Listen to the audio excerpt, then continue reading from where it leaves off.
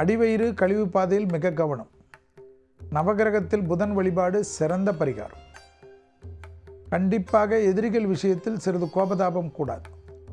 Media துறையினர்கள், cinema துறையினர்கள், அதேபோல் படைப்பாளிகள், மருத்துவர்களுக்கெல்லாம் பேர் புகழ் கிடைக்கும். தொழில் நிச்சயமாக ஒரு பதட்டத்தில் இருந்த அமைப்பு மாறும். டக்கென்று நல்ல செய்திகள் வரும். துணை அல்லது துணைவியாருடன் இருந்த மனத்தாங்கல் தீரும். குடும்பத்திற்கு தேவையான பொருள் சேர்க்கை ஏற்படும். அசையாமசையா பொருள் சேர்க்கை ஆனந்தத்தை ஏற்படுத்தி தரும்.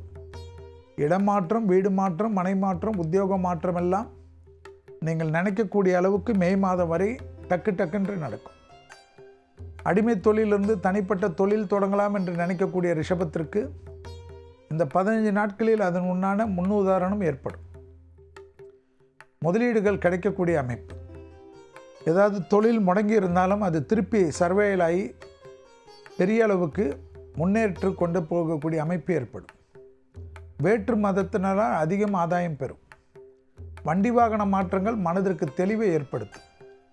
பிள்ளைகள் விஷயம், துணை அல்லது துணைவியார் விஷயம், பெற்றோர் விஷயம் அதிக நன்மையும் அதிக சந்தோஷமும் இந்த 15 நாட்களுக்கு ஏற்படக்கூடிய ராசி யார் என்று பார்த்தால் ரிஷப ராசிக்காரர்கள் தான்.